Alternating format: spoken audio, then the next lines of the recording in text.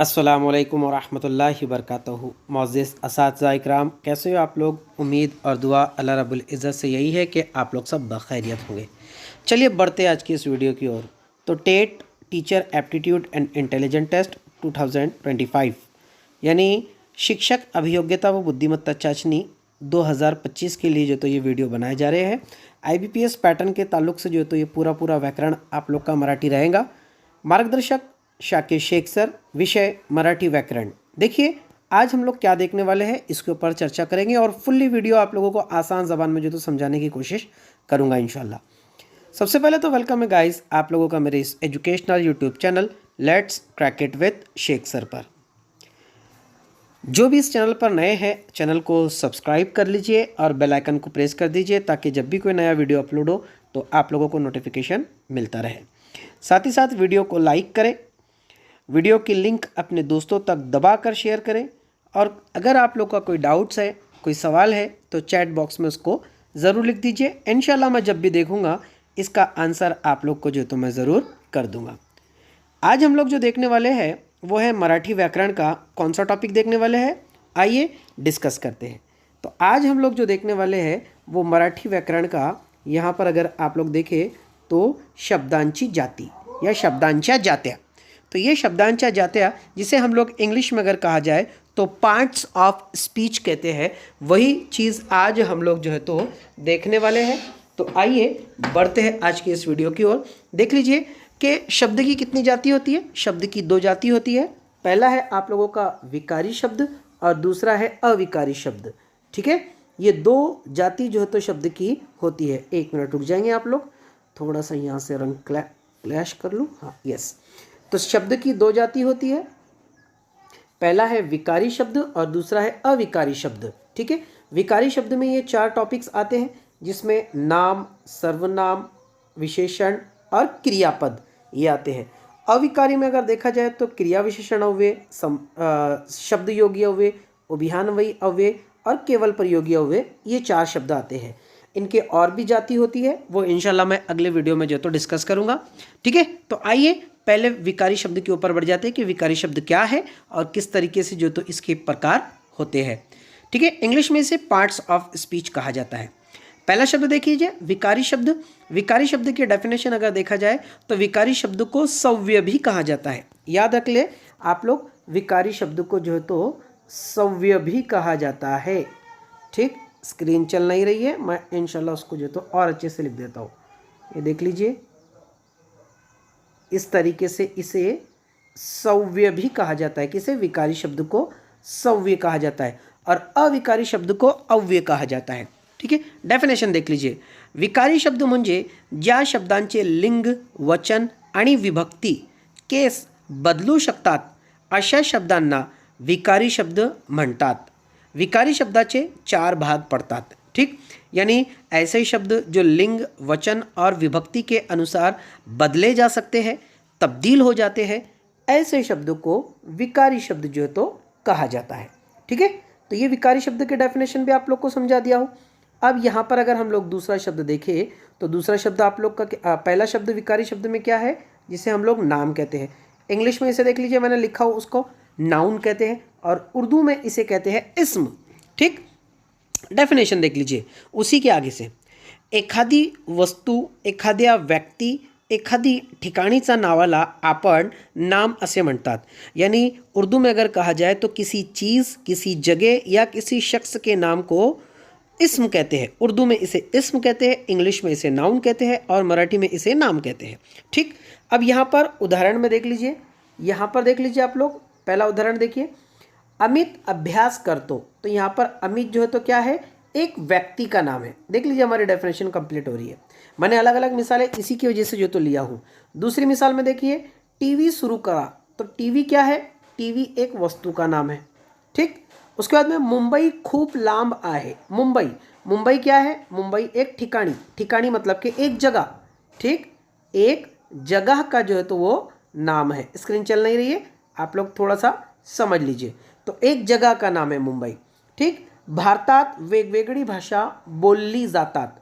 अब भारतात, भारत क्या है, भारत हमारा प्यारा मुल्क है और मुल्क का नाम यानी कि एक जगह का नाम है। तो भारतात वेगवेगळी भाषा बोलली जातात। ठीक, तो इस तरीके से किसी भी चीज़, किसी भी जगह, यहाँ पर याद रख लीजिए ये वस्तु, व्यक्ति और स्थान, स्थान ठिकानी यानी कि जगह का नाम को क्या कहते हैं, नाम कहते हैं। ठीक, आइए दूसरे सवाल की ओर बढ़ते हैं, यानी दूसरा टॉपिक जो तो हम लोग देख लेते हैं। दूसरा टॉपिक देख लीजिए जिसे हम लोग सर्वनाम कहते हैं। इंग्लिश में इसे प्रोनाउन कहते हैं और उर्दू में इसे इसमें ज़मीर कहते हैं। ठीक, डेफिनेशन देखिए, नामाबद्दल ज्या शब्दाला वापर केला जातो त्या शब्दाला सर्वनाम असे म्हणतात। यानी नाम के बजाय जिस शब्द का इस्तेमाल किया जाता है, अब नाम बोले तो मतलब पहले क्या था, व्यक्ति का नाम हो सकता है, वस्तु का नाम हो सकता है या फिर जगह का नाम हो सकता है। तो इनके नाम की जगह पर जो शब्द इस्तेमाल किया जाएगा उसे सर्वनाम कहेंगे। अब यहाँ पर उदाहरण में देखें तो मी, तू, तो, ती, ते, हा, हे, कोण, आम्ही, आपण, ये ऐसे जो शब्द होते हैं ये हमारे कहलाते हैं सर्वनाम। ठीक, यानी उर्दू में अगर आप लोग को बताऊँ तो मैं, तुम, हम, हमारा, मेरा, उसका, वो, यहाँ, वहाँ, ये जो ऐसे अल्फाज होते हैं वो सर्वनाम यानी कि इसमें ज़मीर कहलाते हैं, इंग्लिश में प्रोनाउन कहते हैं इसे। इसकी मिसालें देख लीजिए किस तरीके से होती है।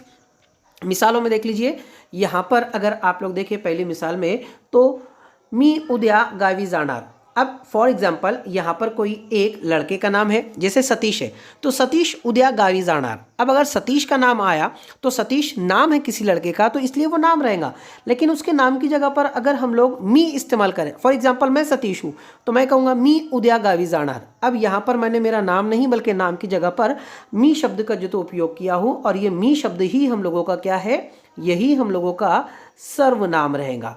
ठीक, यही हम लोग का क्या रहेगा, सर्वनाम रहेगा। स्क्रीन फिल नहीं चल रही है। ठीक, दूसरी मिसाल हम लोग देख लेते हैं। दूसरी मिसाल, तू इथेच काय करतो। ठीक, तो यहाँ पर कोई एक लड़का हो सकता है जिसका नाम नहीं लिया गया है, उसकी जगह पर तू इस्तेमाल किया गया है। ठीक, तीसरी मिसाल देख लीजिए, तिच्याकडे खूप ज्ञान आहे। अब तिच्याकडे मतलब उसके पास, अब उसके पास मतलब कि यहाँ पर ये जो तिच्याकडे, तिचा भी क्या है, ये भी सर्वनामिक शब्द है। ठीक, जिकडे तिकडे पानीच पानी। चौथी मिसाल देख लीजिए आप लोग, जिकडे तिकडे, जिकडे तिकडे मतलब कि जिधर उधर पानी ही पानी है, तो जिधर भी क्या है, ये भी सर्वनाम ही है क्योंकि जगह के स्थान पर इस्तेमाल होगा। अब कोई जगह को बताने के लिए हम लोग जिधर इस्तेमाल करेंगे, जैसे वो कहाँ बैठा है तो वो उधर बैठा हुआ है। ठीक, तो उधर क्या है, वो जगह के स्थान के नाम की जगह पर शब्द इस्तेमाल हुआ है।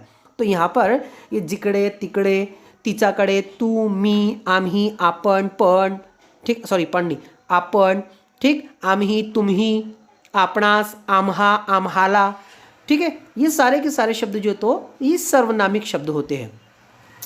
तीसरा शब्द पर बढ़ जाते हैं। तीसरा शब्द देख लीजिए क्या कहता है। तीसरा है शब्द हम लोगों का विशेषण, जिसे एडजेक्टिव कहते हैं। उर्दू में इसे सिफत कहा जाता है। ठीक, डेफिनेशन देख लीजिए। डेफिनेशन है, नाम किंवा सर्वनामाबद्दल विशेष माहिती सांगणाऱ्या शब्दाला आपण विशेषण असे म्हणतात। यानी वो नाउन और प्रोनाउन के ताल्लुक से ख़ास मालूमात देने वाले अल्फाज को ही विशेषण कहते हैं। उर्दू में कहा जाए तो इस्म और इसमें ज़मीर के बारे में ख़ास मालूमात फराहम करने वाले अल्फाज को सिफत कहते हैं। अब यहाँ पर एग्जाम्पल देख लीजिए, यहाँ पर एग्जाम्पल देख लीजिए, साप मोठा आहे। यहाँ पर साप क्या है, साप जो है तो एक नाम है। ठीक, एक नाम है और उसी नाम की विशेषता ये मोठा बता रहा है कि सांप कैसा है। ठीक, तो यहाँ पर आप लोगों का अगर आप लोग देखें तो क्या रहेगा, यहाँ पर इस मिसाल में सांप जो है वो नाम है और मोठा जो है वो आप लोगों का एडजेक्टिव विशेषण और सिफत है। ठीक, दूसरा देखिए, आंबा गोड़ आहे। आंबा क्या है, आंबा को अगर आप लोग देखें तो आंबा भी जो तो एक नाम है और गोड़, गोड़ यानी कि मीठा, तो ये मीठा जो है क्या है, ये उसकी सिफत है, ये उसकी खासियत है। ठीक, उसके बाद में ती सुंदर आहे। अब देख लीजिए यहाँ पर ये जो सांप, आंबा, ये नाम इस्तेमाल हुए थे, लेकिन ये जो ती है ना, ये ती आप लोगों का सर्वनाम है। तो यहाँ पर हमारी डेफिनेशन भी क्लियर हो रही है कि नाम की भी विशेषता बताता है और सर्वनाम की विशेषता भी बताने वाले शब्द को क्या कहते हैं, एडजेक्टिव कहते हैं। ठीक, तो ती सुंदर आहे। अब ये सुंदर क्या है, वो सुंदर जो है तो उसकी खुसूसियत है, कोई लड़की हो सकती है तो वो लड़की खूबसूरत है, यानी ती सुंदर आहे। तो ती जो है सर्वनाम है और सुंदर जो है वो विशेषण है। ठीक, आगे देख लीजिए, थंडगार वारा सुरू झाला। अब यहाँ पर ये जो वारा है, ये वारा क्या है? ये नाम है, ये आप लोगों का नाम है, वारा म्हणजे हवा, ठीक। और ये थंडगार क्या है? ये थंडगार उसकी खासियत बता रही है। थंडगार का मतलब होता है ठंडी हवा, यानी ठंडी भरी हवा जो है तो शुरू हुई। तो यहाँ पर ऐसा शब्द जो नाम और सर्वनाम की विशेषता बताता है उसे एडजेक्टिव यानी विशेषण कहते हैं, ठीक। अगला चौथा शब्द है क्रियापद। क्रियापद किसे कहते हैं? क्रियापद को यहाँ पर देख लीजिए, मैंने इंग्लिश में भी लिखा हो, वर्ब और उर्दू में भी लिखा हो, उसे काम कहते हैं। डेफिनेशन देख लीजिए। डेफिनेशन क्या है? ज्या शब्दापासून काम चालू आहे किंवा काम पूर्ण केला गेला आहे याचा बोध होतो त्या शब्दाला आपण क्रियापद असे म्हणतात। यानी ऐसा शब्द, ऐसा अल्फाज जिससे काम हो रहा है या काम हो गया है या काम कर लिया गया है, इस चीज़ का पता चलता है तो उसे क्रियापद कहते हैं। क्रियापद मतलब कि आम जबान में अगर हम लोग उसे कहें तो काम कहते हैं, ठीक। अब आगे उसकी मिसाल देख लीजिए। अभिषेक पुस्तक वाचतो, तो ये वाचतो क्या है? ये वाचतो उसका काम है। इससे हमको पता चल रहा है कि अभिषेक क्या काम कर रहा है, ठीक। स्वरा खो खो खेळली, खेळली मतलब कि खेलती है, ठीक। तो इससे पता चल रहा है कि स्वरा जो है तो खेलने का काम करती है। गुरु ने आम्हांना शिक्षा दिली, अब यहाँ पर ये शिक्षा का मतलब सज़ा होता है, ठीक। तो शिक्षा दिली, तो दिली का मतलब देना, ठीक। तो टीचर ने हमें सज़ा दी, तो यहाँ पर ये दिली, खेळली, वाचतो, ये क्रिया है। देखो अब करण नृत्य करतो का मतलब होता है करता है, तो करण जो है वो डांस करता है। तो इन सारे शब्दों से हमको ये बात पता चलती है कि काम क्या हो रहा है। वाचतो से पढ़ने का, खेड़ली से खेलने का, दिली से देने का और करतो से करने का। तो ये सारी चीज़ों से हम लोग को ये बात पता चल रही है कि काम क्या हो रहा है, और जिससे ये बात पता चल रही है कि काम क्या हो रहा है वही हम लोगों का क्रियापद कहलाता है, ठीक। दूसरे शब्द पे बढ़ जाता हूँ, अविकारी शब्द पर। अविकारी शब्द देख लीजिए क्या है, एक ही वीडियो में गाइज आप लोग को पूरा करवा रहा हूँ। देख लीजिए अविकारी शब्द क्या है। अविकारी शब्द की अगर डेफिनेशन आप लोग अगर यहाँ से देखें तो मैं इसको जो तो बॉक्स कर रहा हूँ, देख लीजिए, ठीक। अविकारी शब्द म्हणजे ज्या शब्दांचे लिंग वचन, ठीक, यहाँ पे देख लीजिए, लिंग वचन किंवा विभक्तीनुसार बदलत नाही, यानी जो बदलते नाही आहे अशा शब्दांना अविकारी शब्द असे म्हणतात। अविकारी शब्दाचे पण 4 भाग पडतात, यानी जो अल्फाज या शब्द लिंग वचन और विभक्ति के अनुसार बदलते नहीं है, ऐसे अल्फाजों को या ऐसे शब्दों को अविकारी शब्द कहते हैं। जैसे विकारी शब्द के 4 प्रकार थे, वैसे ही अविकारी शब्द के भी 4 प्रकार ही है। अब वो 4 प्रकार हम लोग जो तो यहाँ पर देखेंगे, ठीक। आइए दूसरे अविकारी शब्द के 4 प्रकार देख लेते हैं। पहला है आप लोग का क्रिया विशेषण अव्यय, जिसका चार्ट मैंने आप लोग को पहले जो तो बतला दिया था। अब अगर मैं आप लोग को गाइज ये कहूँ कि मैंने क्रिया विशेषण अव्यय आप लोग को समझा दिया हूँ तो मैं गलत नहीं हूँ। क्यों? क्योंकि इसके पहले मैंने आप लोगों को अभी इसी वीडियो में क्रिया समझाया हूँ और विशेषण समझाया हूँ। क्रिया का मतलब काम और विशेषण का मतलब खासियत। अब इन दोनों को अगर जोड़ दें तो क्या हो जाएगा, मैं आप लोग को वो भी समझा दूंगा। पहले देख लीजिए आप लोग, क्रियाबद्दल विशेष माहिती सांगणाऱ्या शब्दाला आपण क्रिया विशेषण अव्यय असे म्हणतात। देख लीजिए डेफिनेशन क्या कहती है। क्या कहती है कि क्रियाबद्दल विशेष माहिती, क्रियाबद्दल मतलब कि काम के बारे में विशेष माहिती का मतलब होता है खास मालूमात सांगणाऱ्या शब्दाला देने वाला अल्फाज क्रिया विशेषण अव्यय असे म्हणतात। यानी काम की खासियत बताने वाले अल्फाज को क्रिया विशेषण अव्यय कहते हैं। अब काम की खासियत कैसे? जैसे अभी एक वाक्य में कोई काम किया जाएगा और उसी काम की खासियत बताई जाएंगी, ठीक। अब यहाँ पर आप लोग मिसाल देख लीजिए। पहले मैं इसमें आप लोग को काम बताऊंगा और फिर काम की खुसूसियात बताऊंगा, ठीक। स्वरा सुंदर नृत्य करतो, अब यहाँ पर ये नृत्य करतो ये क्रिया है, ठीक। और वही क्रिया को वो जो तो कैसे करती है, सुंदर। तो ये सुंदर जो है आप लोगों का, यही आप लोग का क्रिया विशेषण अव्यय है, ठीक। अब देखिए गाड़ी हळूहळू चालतो, ठीक। तो गाड़ी हळूहळू चालते, चालतो नहीं है चालते, चालते का मतलब होता है चलना, यानी गाड़ी धीरे धीरे चलती है। तो ये चलना उसका काम है और वही काम को वो जो तो कैसे कर रही है, हड़ू कर रही है। तो ये हड़ू सुंदर, ये हम लोगों का क्रिया विशेषण अव्यय है, ठीक। तीसरा देखिए, अक्षरा मोठ्याने वाचतो, वाचतो का मतलब होता है पढ़ना। ठीक, अब अक्षरा जो है तो वो पढ़ती है और वही पढ़ने का काम वो जो तो कैसे कर रही है, मोठ्याने। मोठ्याने का मतलब होता है जोर से, तो अक्षरा जोर से पढ़ती है, तो ये जोर से क्रिया विशेषण हुए हैं। चौथा देख लीजिए आप लोग, गाड़ी ने जोराने धक्का मारला। अब देखो धक्का मारला ये क्रिया है, ठीक, ये धक्का मारला क्रिया है और ये जोराने ये उसके काम की विशेषता बताई गई है। यानी धक्का कैसे लगा, धीरे लगा, जोर से लगा, आहिस्ते लगा, या लगा ही नहीं, तो ये काम की विशेषता बताई जा रही है। ठीक, तो ऐसा शब्द जो काम की विशेषता बताए उसे क्रिया विशेषण अव्यय कहते हैं। ठीक, अगले वाक्य के ऊपर जो तो या अगले शब्द पर हम लोग जो तो जाते हैं। अगला शब्द है आप लोगों का शब्द योगी अव्यय। शब्द योगी अव्यय को देख लेते हैं हम लोग। शब्द योगी अव्यय भी इतना कुछ ज़्यादा मुश्किल नहीं है, थोड़ा ध्यान, थोड़ा अंडरस्टैंडिंग और आप लोगों को जो तो बिल्कुल अच्छे से करवा दूंगा। डेफिनेशन देख लीजिए जिसको मैंने बॉक्स किया हो। नाम किंवा सर्वनामांना जोडून येणाऱ्या शब्दाला आपण शब्दयोगी अव्यय असे म्हणतात। यानी क्या होता है कि नाम और सर्वनाम के साथ में जो जुड़कर शब्द आता है, जुड़कर मतलब अटैच होकर जो शब्द आता है उसे शब्दयोगी अव्यय कहते हैं।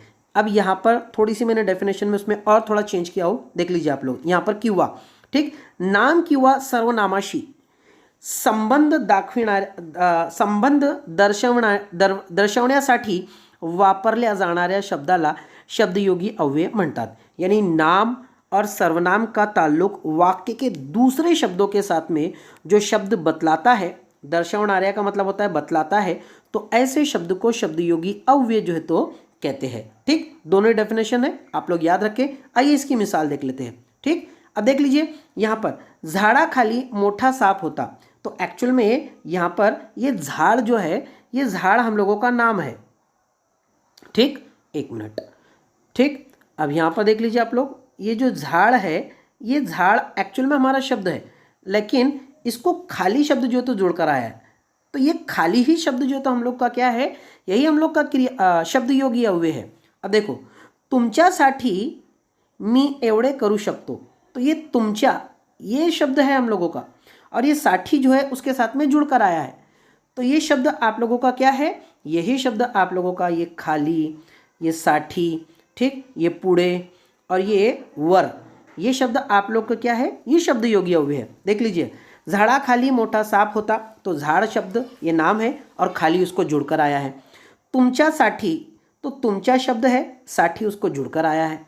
घरापुढे शब्द घर है, उसके आगे पुढे उसको जुड़कर आया है, तो ये आप लोग का शब्द योगी अव्यय हुआ। उसके बाद में डोक्यावर शब्द है सिर्फ डोक्या, वर उसके साथ में जुड़कर आया है। डोक्यावर मोठे ओझे होते, मोठे का मतलब होता है बड़े, ओझे का मतलब होता है बोझ, तो सर के ऊपर ज़्यादा बोझ था या बड़ा बोझ था। तो इस तरीके से ये जो शब्द मैंने जिसको हाईलाइट किया हो, अंडरलाइन किया हो, खाली, साठी, पुड़े और वर, ये आप लोगों के क्या है, ये आप लोगों के शब्द योगी अव्यय होते हैं। ठीक, अगला शब्द जिसे हम लोग उभयान्वयी अव्यय कहते हैं, जिसे हम लोग इंग्लिश में कंजक्शंस कहते हैं या कंजक्शन कहते हैं। इसकी डेफिनेशन भी आप लोग देख लीजिए, बहुत आसान है गाइस, सिर्फ आप लोग का थोड़ा ध्यान और बिल्कुल आपके मार्क्स मुट्ठी के हो जाएंगे। ठीक, डेफिनेशन देख लीजिए, दोन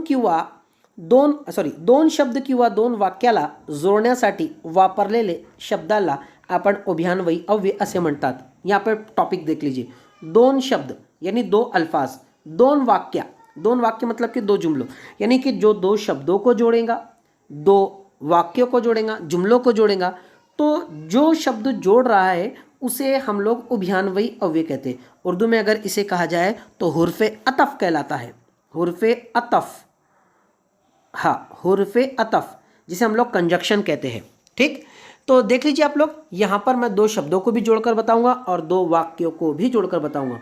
यहाँ पर पहला शब्द देखिए, सीता आणि गीता, दो शब्द है, सीता एक अलग है, गीता अलग है, और उसको जोड़ा गया है आणी से, तो यहाँ पर दो शब्दों को जोड़ा गया है। कभी दो शब्दों को जोड़ा जाता है तो कभी दो वाक्यों को जोड़ा जाता है। ठीक, तो सीता आणि गीता एकाच वर्गात शिकतो, तो यहाँ पर सीता और गीता को जोड़ने के लिए ये आणी का शब्द इस्तेमाल हुआ है, और ये आणी ही आप लोग का उभयान्वयी अव्यय है। ठीक, दूसरा देखिए, रमेश किंवा सुरेशला काम द्या, तो रमेश किंवा सुरेशला काम द्या, तो रमेश एक शब्द है, सुरेश एक शब्द है, और ये किंवा उसको जोड़ा गया है। ठीक, अगला देख लीजिए। अब यहाँ पर तो अभी दो शब्दों के हुए थे, अब दो वाक्य की तरफ बढ़ता हूँ। रमेश ने पुस्तक वाच ली, ये पहला वाक्य हुआ।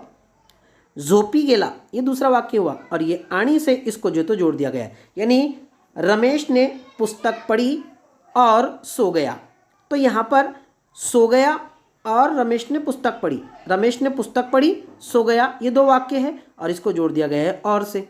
ठीक, देखो, चांगले काम करावे, चांगले काम करावे व चांगला जीवन जगावे, यानी दो वाक्य है। चांगला काम करावे एक वाक्य है, चांगला जीवन जगावे दूसरा वाक्य है और उसको वो से जो तो जोड़ दिया गया है। तो यही आप लोगों के उभयान्वयी अव्यय जो तो होते हैं। आखिरी शब्द है आप लोगों का केवल प्रयोगी अव्यय, जिसे हम लोग उर्दू में कहा जाए तो फिजाइया जुमला कहते हैं। जहाँ पर भी इसकी निशान ही इसकी पहचान है, जिसको मैं अंडरलाइन कर रहा हूँ, जहाँ पर भी आप लोग को इसे देखने को मिले वो आप लोग का केवल प्रयोगी अव्यय जो तो होता है। ठीक, अब देखो, भावना व्यक्त करणे इनटू बॉक्स। ठीक, भावना व्यक्त करण्यासाठी वापरल्या जाणाऱ्या शब्दांना आपण केवल प्रयोगी अव्यय असे म्हणतात। अब भावना से मुराद इमोशंस, इमोशन से मुराद जज्बात, जो हमारे इमोशंस जज्बात है उसको एक्सप्रेस करने से मुराद उसको जाहिर करना। जैसे हम लोग कभी खुशी, कभी गम, हैरत, अफसोस, पछतावा, नफरत, है ना, हसद, जलन, ये सारे इमोशंस को जब हम लोग एक्सप्रेस करते हैं तो इसे ही हम लोग क्या कहते हैं, केवल प्रयोगी अव्यय जो तो कहते हैं। अब देखो, अब अगर कहा जाए तो अरे बाप कितनी मोटा सांप, ठीक, तो यहाँ पर अरे बाप और यहाँ पर ये जो आया है आप लोग का, इसी से आप लोग का केवल प्रयोगी अव्यय जो तो बन गया। अरे बाप मतलब कि ताज्जुब किया जा रहा है। छे छे असे करायला आपण काही माणसे आहोत का। छे छे मतलब कि छी छी, छी मतलब कि गिरी हुई बात। ठीक, तो उसके लिए भी जो तो ये बात इमोशंस एक्सप्रेस किए गए। ठीक, उसके बाद में देखो, अरे रे तो खाली पडला, यहाँ पर फिर वापस अरे रे मतलब कि अफसोस किया गया है। शाबाश तू पास झाली, अब शाबाश से मुराद प्राउड फील किया गया। तो ऐसे अल्फाज जहाँ पर आप लोग को इस तरीके का पंक्चुएशंस देखने को मिले, ठीक है, तो ये आप लोग का क्या होता है, ये आप लोग का केवल प्रयोगी अव्यय जो तो होता है। तो गाइस, मैं समझता हूँ कि आज का वीडियो आप लोग को तफसीलवार समझा दिया हूँ। दुआ का तालिब, आपका दोस्त, आपका खादिम शाकिर शेख सर। मिलते हैं अगले वीडियो में, तब तक के लिए अल्लाह हाफिज़।